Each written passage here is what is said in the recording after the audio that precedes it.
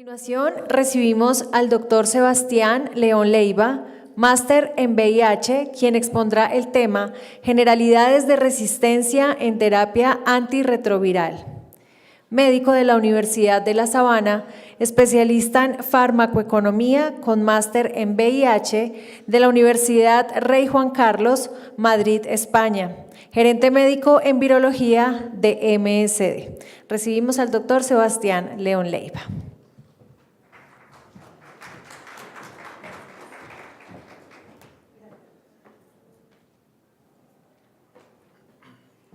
Bueno, buenas tardes a todos. Muchísimas gracias por la invitación.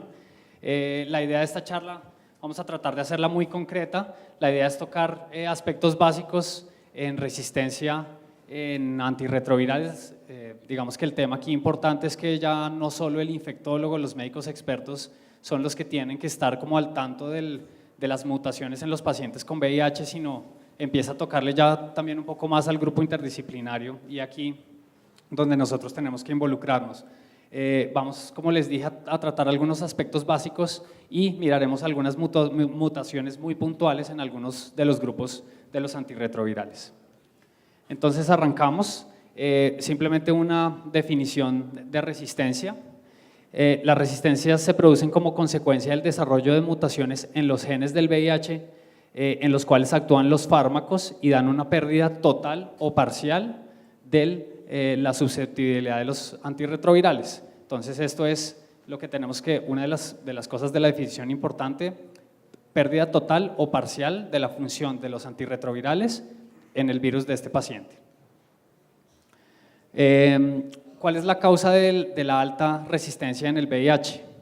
La gran variabilidad genética, que se divide en dos aspectos muy importantes. Una es la alta tasa de errores en la transcriptasa inversa, por su elevado número de mutaciones, que es de un nucleótido por cada 1 por 10 a la 5, la alta tasa de replicación viral, sabemos que la tasa de replicación en general por día es de 1 por 10 a la 10, una rápida renovación de la población viral. ¿Y cuál es el problema? Que la transcriptasa inversa no tiene exonucleasa. ¿Qué hace la exonucleasa? Corregir esos errores en la transcripción del DNA o RNA, por lo que, no corrige los errores y causa mutaciones espontáneas. Esto es lo que se denomina cuasiespecies. Si ven esta imagen de acá, entonces lo que tenemos es un paciente cuando no tiene tratamiento antirretroviral, pacientes que están predominantemente con virus salvajes, como se denomina a los pacientes que adquieren el virus y no han sido tratados inicialmente. Entonces tienen virus salvaje y una población minoritaria, si logran ver aquí esta imagen con un punto más oscuro, eso es población minoritaria resistente a probablemente resistencia primaria, por lo que no ha tomado tratamiento. Cuando este paciente se empieza a exponer a la terapia antirretroviral a través del tiempo, empieza a ejercer una presión selectiva sobre esas poblaciones, empieza a barrer con la población viral salvaje y empieza a quedar población viral mixta inicialmente, y luego sigue pasando el tiempo y con la presión de la terapia antirretroviral vamos posteriormente a tener pacientes con la mayoría de virus resistentes y ya se ha barrido casi todo el virus salvaje. Entonces esto es lo que pasa con los pacientes cuando no se suprime, digamos de una forma completa o adecuada el virus con la terapia antirretroviral. Hay que tener en cuenta que cuando retiramos la terapia antirretroviral del paciente o cuando el paciente suspende la terapia antirretroviral, hay disminución de los virus resistentes. ¿Y por qué? Porque el virus, cuando empieza a generar mutaciones y empieza a hacerse resistente a los medicamentos, el virus empieza a comprometer su replicación viral para poder hacerse resistente a esas moléculas, comprometiendo su propia maquinaria. Entonces, al virus le cuesta maquinariamente, para replicarse le cuesta producir esas mutaciones. Entonces lo que hace el virus cuando le retiran la terapia es, digamos que esconder esas mutaciones o no seguirlas produciendo para no comprometer su maquinaria viral o su capacidad replicativa. Esto es simplemente, seguramente ustedes han oído algunos números como estos, por ejemplo, donde se empieza…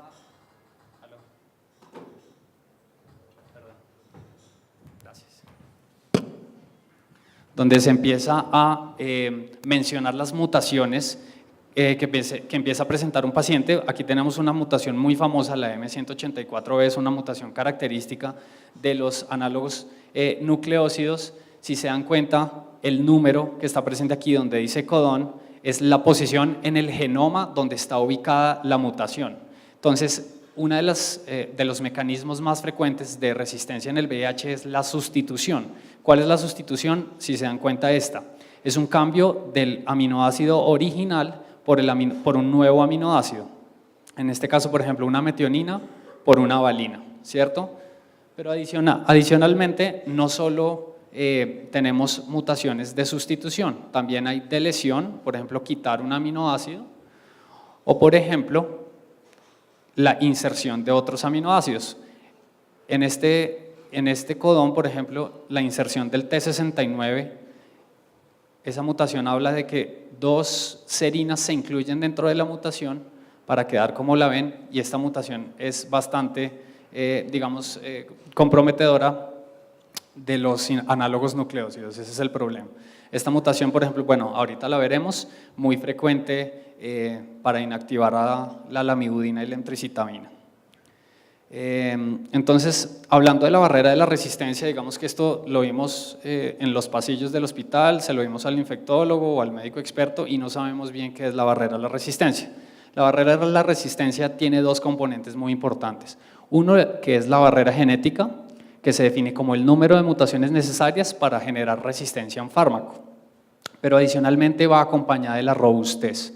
Entonces, la robustez es la dificultad temporal de aparición de las mutaciones, o sea, cuánto se demoran esas mutaciones en ir apareciendo para que el fármaco se vuelva resistente. Entonces, la idea es combinar tanto la barrera genética como la robustez para hablar de la barrera a la resistencia. Algunos de los ejemplos, entonces, barrera genética. Una barrera genética baja es cuando solo una mutación le produce resistencia al fármaco. Por ejemplo, lamivudina, entricitabina, tenofovir y efavirenz. Ustedes dirán, ay, tenofovir, pero ese no es tan de barrera genética baja. No, porque su robustez es un poco más alta. Entonces ahí es donde uno tiene que jugar mezclando tanto la barrera genética como la robustez para mirar la barrera a la resistencia de los medicamentos. La moderada, pacientes con 2 o 3 mutaciones, virus con 2 o 3 mutaciones para producir resistencia. Alta, más de 3 mutaciones para producir resistencia. Entre las de 2 a 3 tenemos, por ejemplo, etravirina o abacavir, y alta, más de 3, los inhibidores de proteasa potenciados, ojo, tienen que ser potenciados, o el dolutegravir. Entre la robustez, igual, muy baja, se genera en días. Entonces, una mala dosificación, por ejemplo, de los no nucleósidos puede llevar a resistencias en días. La baja es en semanas, por ejemplo, la lamivudina o entricitabina. La moderada es en meses. Los inhibidores de proteasa no potenciados, sidobudina, el elvitegravir o el raltegravir, y la alta en años, la estabudina, que ya no la usamos, inhibidores de proteasa potenciados o el dolutegravir. Entonces aquí tenemos simplemente esquemático para que lo puedan entender más fácil. Tenemos aquí abajo, por ejemplo, la lamivudina con una barrera genética baja y una robustez baja. Con solo la M184B tenemos resistencia al medicamento. La etravirina, si hay aparición de la Y181C, no pasa nada, el medicamento sigue actuando sobre el virus, pero posteriormente, si aparece, por ejemplo, otra mutación, como la G190A, vamos a presentar ya resistencia. ¿Qué pasa con los inhibidores de proteasa potenciados? Y en este caso darunavir, si lo ven acá, necesita de varias mutaciones para poder hacerse resistente al medicamento. Entonces ahí donde empieza uno a mirar cuál es el impacto de los medicamentos en los virus de estos pacientes. Las mutaciones se dividen en primarias o principales, que generan una alta resistencia farmacológica, pero también producen un gran impacto sobre la capacidad replicativa del virus. Entonces al virus le toca hacer más esfuerzo para producir esas mutaciones, para hacerse resistente al fármaco, y eso compromete su propia maquinaria de replicación. Las secundarias o accesorias tienen menor efecto sobre la resistencia, pero lo que hacen es, de cierta forma, compensar las mutaciones primarias para que esa replicación que ya está comprometida se comprometa menos. Es tratar de mejorarle el fitness viral, también se llama así, o la capacidad replicativa del virus. Brevemente, por algunos de los grupos de antirretrovirales, los nucleócidos necesitan ser fosforilados para activarse, compiten con los nucleócidos naturales. Las mutaciones van por dos mecanismos principales. Uno son las TAMs, que es el retiro, si se dan cuenta en esta zona, el retiro de la molécula, de la cadena de DNA, y otra es por disminución de la afinidad. Entonces, las TAMs o mutaciones análogos de la timidina, específicas para acidudina y estaudina, pueden comprometer también a la abacavir, al tenofovir, a la lamivudina y a la emtricitabina.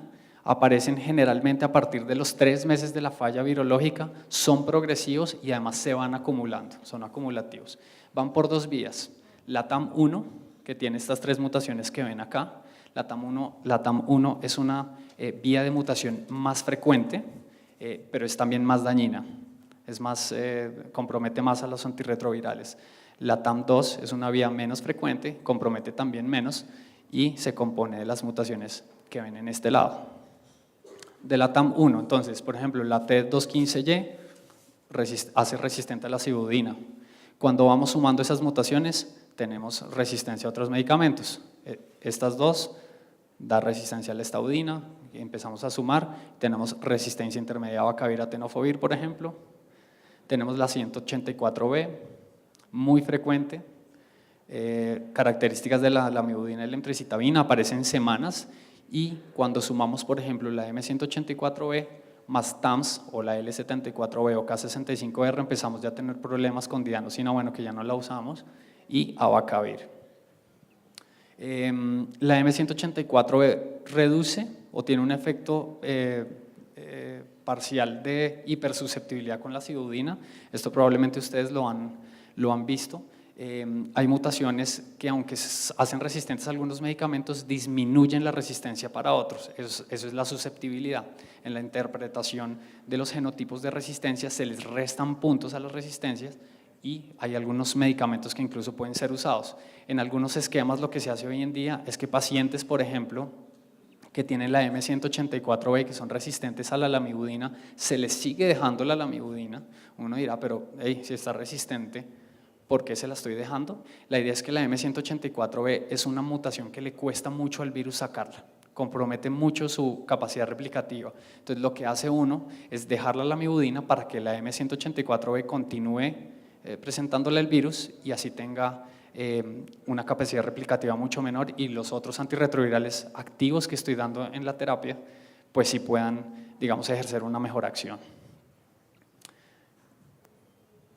La K65R, característica del tenofovir, como les mencionaba, también puede tener algún efecto sobre estos 3 antirretrovirales y produce algo de hipersusceptibilidad a la acidudina. La acidudina, aunque se está usando menos hoy en día de lo que se usaba algunos años, pues todavía hace parte de algunos esquemas cuando tiene uno algunas resistencias o algunas mutaciones de resistencia que suelen ser frecuentes. La K65R es una mutación antagónica con las TAM. ¿Qué quiere decir? Que si sale una, es muy probable que no salga la otra o viceversa. Es difícil que estén las dos juntas. Complejos de multiresistencia, ya para acabar con este grupo, el complejo Q151M, lo que les comentaba ahorita, las mutaciones secundarias, este complejo se acompaña de varias mutaciones secundarias que lo que hacen es mejorar el fitness viral a ese virus para que la mutación, digamos que le compromete su maquinaria, pues no lo afecte tanto. Y la inserción del T69, de la cual les comenté hace un momento. Esta sería digamos, la aparición temporal con los esquemas basales. Aquí tenemos varios esquemas basales, si se dan cuenta, y como pueden ver, la M184 es una de las mutaciones que más frecuente aparece, y luego van apareciendo por los análogos nucleócidos, acidudina, estaudina, las TAM. Tenemos por abacavir la L74B o la K65R, igual que lo tenemos por acá. Los no nucleócidos, entonces impiden la incorporación de nuevos nucleótidos en la cadena de ADN proviral, diferente al sitio de acción de los análogos nucleócidos, como lo pueden ver acá en la imagen. Tenemos, los no nucleócidos son el grupo de medicamentos antirretrovirales con la más baja barrera genética de todos los grupos, ellos tienen la más baja. Generalmente, bueno, tienen además alta resistencia cruzada. Aquí tenemos a los inhibidores no nucleócidos de primera generación, creo que conocidos por todos ustedes, el efavirenz y la nevirapina. El efavirenz se hace resistente con la aparición de la K103N. A la nevirapina también le afecta la K103N, pero es característico de la nevirapina la Y181C. De segunda generación hay otros análogos no nucleócidos que fueron apareciendo después. Tenemos la etravirina con una barrera de la resistencia moderada. Es activa frente a estas dos mutaciones que estaban en los análogos no nucleócidos de primera generación. Sin embargo, la Y181C, cuando se empieza a sumar con otras mutaciones secundarias, empiezan a producir resistencias. Algunas de ellas son estas dos de acá. Tenemos a la rilpivirina con una barrera de la resistencia baja, demostrada en sus estudios que tenemos aquí. La K103N, por ejemplo, no lo impacta, pero cuando tenemos algunas de las otras mutaciones características de los no nucleócidos, como tenemos acá, empieza ya a hacerse resistente. Tiene alta resistencia cruzada con etravirina. La resistencia cruzada simplemente dice que hay una mutación que puede que afecte a varios medicamentos de la misma familia al mismo tiempo. Por último, por este grupo tenemos a la doravirina. La doravirina no está disponible en el país todavía. No sabemos si se vaya a llamar de tercera generación, porque efectivamente parece ser una generación más adelantada de los de segunda generación. Tiene una barrera de la resistencia muy alta, demostrada en 3 estudios, fase 3, los estudios DRIVE, en donde se sigue viendo activo frente a la aparición de todas las mutaciones ya mencionadas. No se han identificado mutaciones primarias para este medicamento, pero pues obviamente seguiremos mirándolo y le daremos seguimiento. A ver, un resumen simplemente de los análogos no nucleócidos, no me voy a detener mucho por acá. Pasamos a los inhibidores de proteasa, que compiten en el centro activo de la proteasa inhibiendo su acción, lo pueden ver aquí en la imagen abajo. Producen partículas inmaduras no infectantes, entonces digamos que aunque se sigan produciendo esas partículas no pasa nada porque no son infectantes. Estos medicamentos, como lo mencioné hace un momento, tienen la más alta barrera genética, pero deben ir siempre potenciados con ritonavir. Generalmente necesitan tal vez 4 o 5 mutaciones de resistencia para que el medicamento se haga resistente. Tenemos a los de primera generación, indinavir, saquinavir, atazanavir, amprenavir y la prodroga fosamprenavir. A los de segunda generación, que son prácticamente los mismos, ya potenciados con ritonavir. Ya hay una molécula de atazanavir con covicistat, sin embargo la molécula no ha llegado al país todavía, y ya salió aquí el lopinavir ritonavir. Tenemos a los de tercera generación, darunavir con ritonavir, ya también está disponible darunavir con covicistat, que no ha llegado al país, y tipranavir, que en el país no se comercializa, aunque ya está disponible en el mercado desde hace unos años. Con los inhibidores de proteasa, entonces hay una particularidad, y es que hay mutaciones primarias específicas para algunos de los inhibidores de proteasa, pero también hay unas mutaciones primarias comunes a los inhibidores de proteasa y algunas mutaciones secundarias comunes a todos o a varios de ellos. Tenemos entonces de las primarias específicas, por ejemplo, la I84A, que es característica del indinavir, la I50L, N88S, características del atazanavir, la I47A, característica del lopinavir ritonavir. Entonces, digamos que esas son muy características, pero como les decía, necesitas de varias secundarias, por lo menos unas 4 o 5 para hacerse resistentes a las moléculas. Con menos de 4 mutaciones se mantiene la sensibilidad, como les mencionaba, por encima de 4, incluyendo en general una mutación primaria, ya presenta escasa actividad a los de primera o segunda generación y le toca ya a uno ir buscando esquemas como darunavir para poder tratar estos pacientes. Los inhibidores de la entrada está únicamente el enfuvirtide, que tiene una barrera de la resistencia baja. Se da sobre todo la GP41, pues, que es donde actúa. Hay mutaciones entre las posiciones 36 a 45, revierten y reaparecen rápidamente. Entre los antagonistas del CCR5 está únicamente el maraviroc, en la GP120, que es en esta zona, en las posiciones 4, 11 y 19, lo que hace el el mecanismo de resistencia es simplemente que el virus empieza a cambiar de correceptor, ya no utiliza el CCR5 sino el CXCR4, que son estos de aquí abajo, como se ven en la imagen. Y el último grupo, los inhibidores de integrasa, impiden la integración del ADN viral en la célula huésped, en el linfocito TSD4, se unen al centro catalítico, ese es el sitio donde las mutaciones se generan. Tenemos el primer inhibidor de integrasa que salió al mercado, que es raltegravir, tiene 3 mutaciones primarias muy importantes, sobre todo la Q148 es muy importante, algunas mutaciones secundarias que tenemos acá, presenta resistencia cruzada con el elbitregravir, entonces no se recomienda entre estos dos hacer uso secuencial de las dos moléculas. El elbitregravir fue el segundo inhibidor de integrasa que salió al mercado, es el único inhibidor de integrasa que por el momento se tiene que potenciar. Este no utiliza ritonavir, sino utiliza cobicistat. Tiene las mismas mutaciones primarias que raltegravir, pero su barrera genética es un poquito más bajita. Tiene otras mutaciones primarias que lo siguen afectando muchísimo, pero a raltegravir no lo afectan tanto. Y por último, tenemos de los comercializados al dolutegravir, no se han encontrado por el momento mutaciones primarias, tiene 3 mutaciones, estas 3 que ven acá, que le cuesta mucho al virus sacarlas, por lo tanto, pues digamos que su coste es alto. La Q148, aunque no es una mutación primaria del dolutegravir, se han visto en pacientes que se han secuenciado que la mutación Q148 pues de cierta forma lo afecta, pero más o menos el 85% de los pacientes que son tratados con dolutegravir y que han fallado a raltegravir o elbitregravir pueden seguir con esa terapia sin ningún problema. Hay otros 2 inhibidores de integrasa, el cabotegravir y el bictegravir, que no están comercializados aún en Colombia, tampoco se han aprobado por FDA o por EMA en Estados Unidos ni en Europa. El cabotegravir es una molécula muy parecida al dolutegravir, pero viene empacado en nanopartículas. Entonces, es el primer medicamento que puede ser incluso inyectado cada 3 o 4 semanas en forma de nanotecnología. Su perfil de barrera a la resistencia es muy parecido al dolutegravir. Y por último, el bictegravir, no sean, digamos que los únicos estudios que hay, de hecho solo un estudio comparativo del bictegravir versus dolutegravir, en donde la eficacia fue más alta para el bictegravir, pero no se conoce la barrera a la resistencia de este medicamento aún. ¿Cómo medimos la resistencia? Entonces hay 2 pruebas.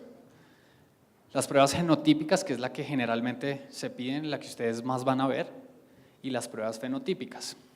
Entonces las pruebas genotípicas son, lo que uno va a ver es los cambios en el genoma de cada una de las partículas, sea la transcriptasa reversa, la proteasa, la integrasa,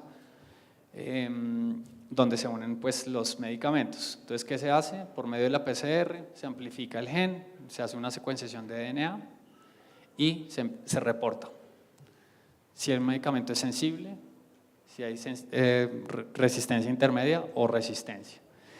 Y por el otro lado, el fenotipo. El fenotipo es, digamos que el homólogo es como el antibiograma. Simplemente se le toma una muestra al paciente, se ponen de forma in vitro y mediante diferentes concentraciones de antirretrovirales se miden a ver qué tan sensible es o no los medicamentos al virus que está en la muestra. Algunas ventajas y desventajas de las 2 muestras o de las dos pruebas, perdón. El genotipo es más sencillo de realizar, es mucho más accesible, en general aquí no es difícil pedirlo. El tiempo de resultado también es mucho menor y es mucho más barato. Algunas de las ventajas del fenotipo, indica directamente sensibilidad o resistencia del antirretroviral. En los otros hay que interpretar, en el genotipo hay que interpretar con las mutaciones presentes qué tan sensible o resistente es el medicamento. Entonces, como les digo, es mucho más fácil de interpretar. Las desventajas, la dificultad de interpretación en el genotipo. Las desventajas del fenotipo es que dura más días, es menos accesible, obviamente mucho más costoso. Y hay algunas limitaciones. Cuando tengo poblaciones virales minoritarias, por lo menos menores del 15 o del 20%, para la máquina va a ser difícil poder calcular o medir esas esas poblaciones virales. Entonces ahí la primera limitación. Lo otro es que cuando tengo fallas virológicas con con cargas virales menores de 1000 copias, empiezo también a tener problemas porque la máquina empieza a no amplificarme el gen o no hace amplificación de la muestra y me va a dar como no tipificable o no me va a encontrar las mutaciones en el virus, cuando sí las puede haber. Y lo otro que se recomienda es no suspender el tratamiento cuando se va a realizar el test. ¿Por qué? Porque si yo le retiro el medicamento al paciente o la terapia al paciente, pues el virus en un par de semanas incluso va a suspender o va a esconder esas mutaciones y cuando yo le haga el genotipo al paciente no me van a aparecer. El problema es que cuando tengo, lo que les decía hace un momento, genotipos o cargas virales primero, cargas virales bajas, pues la máquina como no me va a coger, no me va a poder secuenciar porque la carga viral es tan bajita y no se va a poder amplificar la muestra, entonces ocasionalmente lo que se hace en la consulta es suspenderle efectivamente al paciente el tratamiento, en 4 semanas o en un mes volverlo a citar para hacerle la muestra del genotipo. Sin embargo, corremos los dos riesgos. ¿Para qué se suspende y se dejan 4 semanas? Para que esa carga viral que está menor de 1000 copias suba pues a 1000 o a 2000 o ojalá a 5000. Por encima de 5000 es difícil que una muestra no sea amplificable. Entonces, se recomienda preferible no suspenderla, pero bueno, esto es lo del día a día, hay que ver qué se puede hacer. Ya voy a terminar. Entonces, la idea es que este es simplemente un ejemplo, estos son los análogos nucleósidos, esto es la forma de puntuar cada una de las mutaciones para poder interpretar el genotipo. Hay algunas mutaciones que no son tan importantes o son secundarias, se les pone a algunas un punto, a otras se les pone 2 puntos dependiendo si son más importantes, y mutaciones primarias pues se les pone 3 puntos. Con todos los grupos de antirretrovirales se hace lo mismo y se van sumando, uno mira todas las mutaciones que tenga el paciente y va sumando los puntos. Entonces, ¿cómo lo interpreto? Cuando tengo más de 5 o igual de 5 mutaciones, el medicamento o el virus es resistente a ese medicamento. De 3 a 4 puntos tengo resistencia intermedia y 2 o menos sensible. Para poder digamos, determinar todos estos montajes y finalmente interpretar los genotipos, que a veces es lo más difícil, hay algunos algoritmos que se encuentran en estas páginas de internet, muy importantes, sobre todo el de la Universidad de Stanford, tal vez es una de las bases de datos más grandes sobre algoritmos de resistencia en VIH que hay. Hay una de la organización de la Sociedad Internacional de SIDA de los Estados Unidos, esta es la del Departamento Nacional de Salud también de los Estados Unidos, el de HHS, y por último del grupo de VIH español. Y con esto acabo.